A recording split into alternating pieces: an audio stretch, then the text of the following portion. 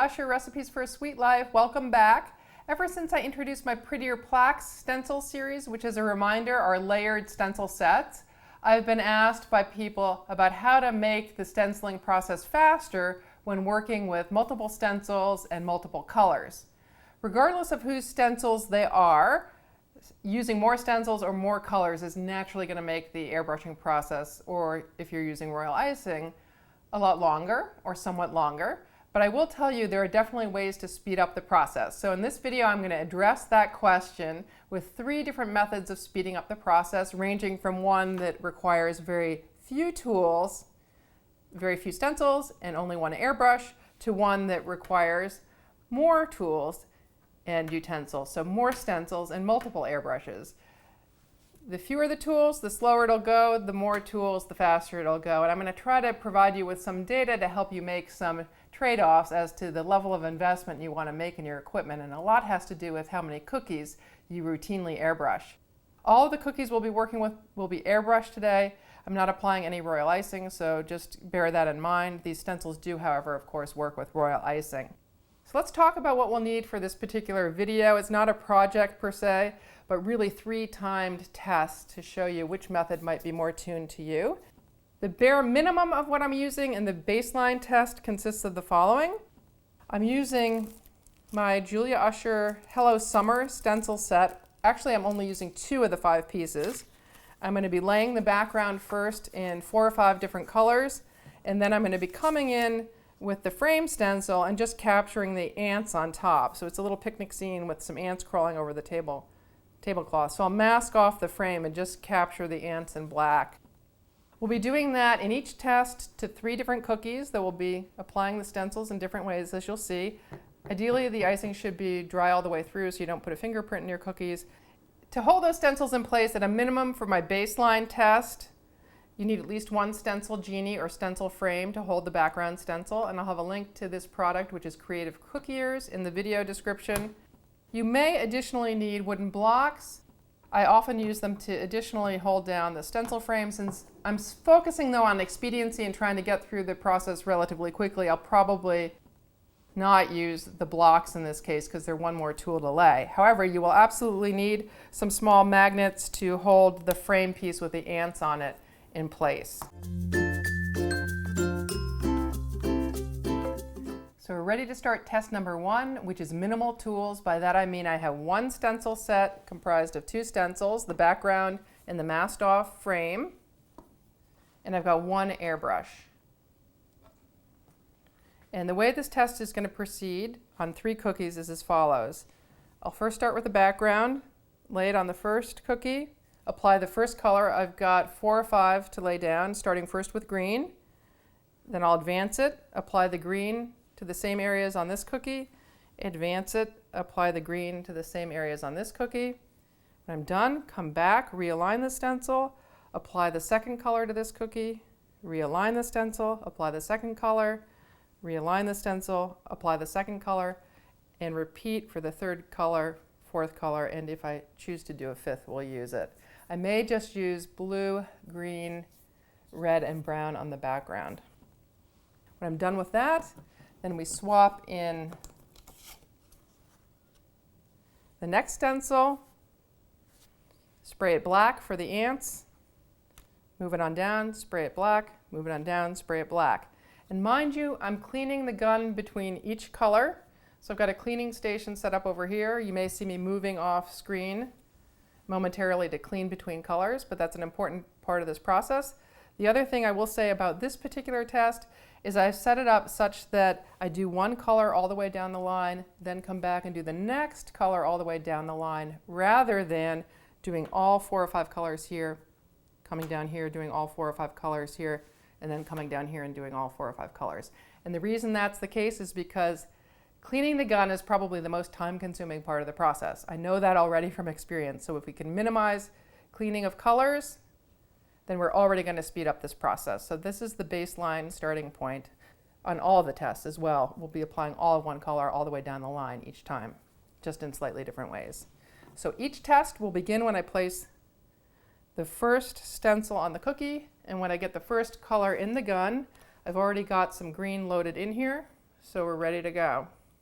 Now this is going to be hopefully fun for you and hopefully fun for me, though I must say admittedly it's going to be a bit of a challenge, and I'm sweating a little bit here on set because I'm more of a precision kind of girl. I'm not used to working under immense amounts of pressure. So these cookies, just as a little bit of a disclaimer, may not be as gorgeous as usual, but I assure you by the end of this video we will find the most efficient method for you of working on your stenciled cookies.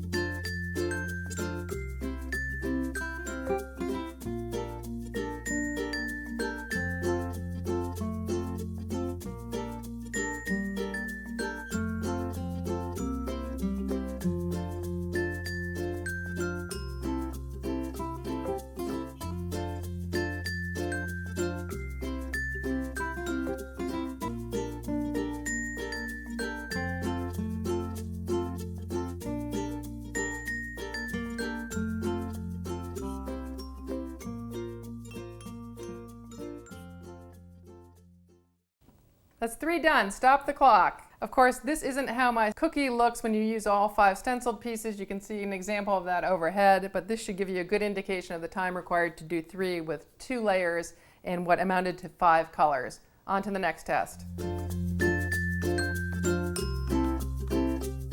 So if you thought you were going to get the big grand reveal of the time on test 1, you're not. We're going to save all the results for the end and do a comparison then. We're on to test 2, which is what I'm calling the multiple stencil approach.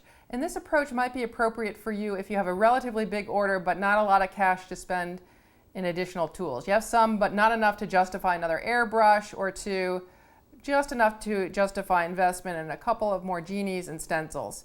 2 more genies and 2 new stencil sets, 5 stencil sets at current retail value is about a $90 investment. So if you could save 3 or 4 hours worth of time and you charge for your time at $20 to $25 an hour, then you're going to recoup that investment pretty quickly. So we're ready to get started. And the way this is going to work is I'm going to set the first stencil. Time will start then. The next one will get set. The next one will get set. And then I'll start airbrushing. I'll do one color all the way down the line, clean the gun, do another color all the way down the line, clean the gun, do another color down the line and clean the gun. The difference here is I won't have any resetting of stencils and matching up the patterns as I did the first time, so I suspect there'll be huge time savings here, but we'll see.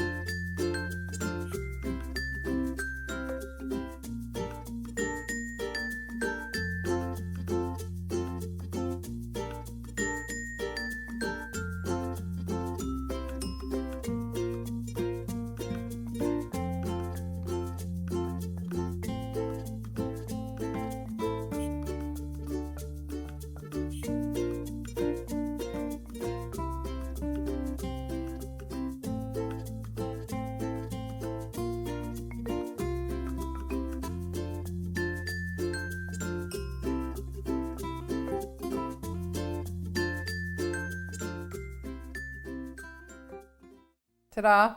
That completes the second test. Stop time.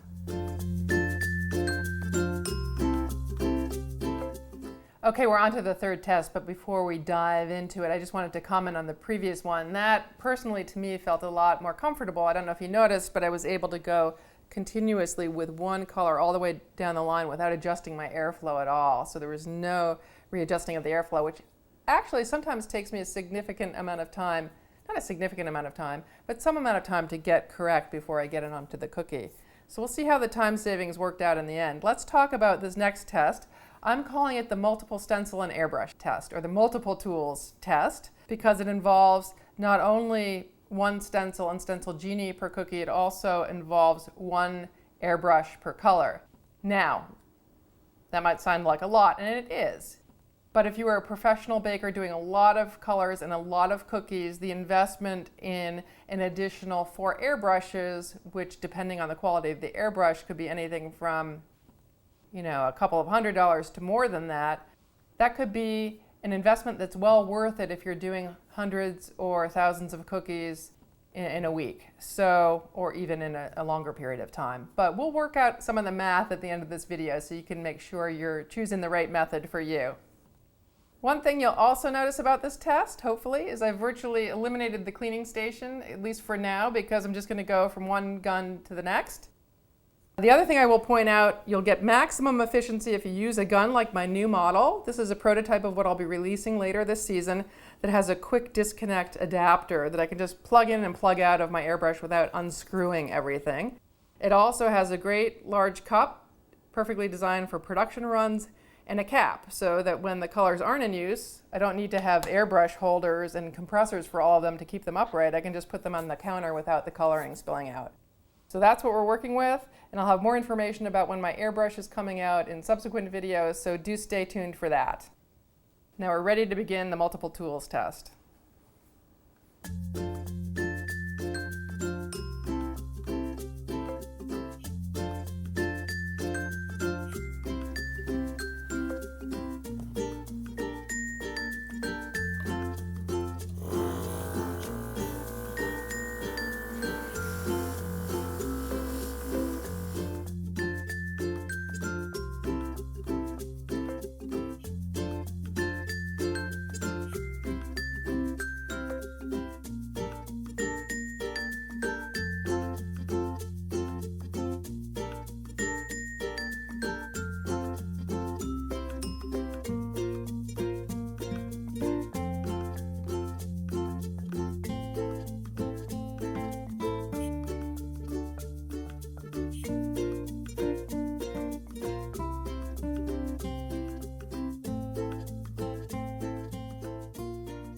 Time. Test 3 is done.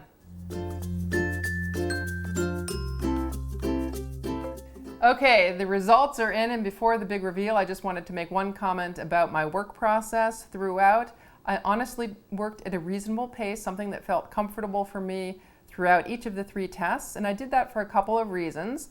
One, I wanted to get quality results. I just didn't want to put out a crappy looking cookie.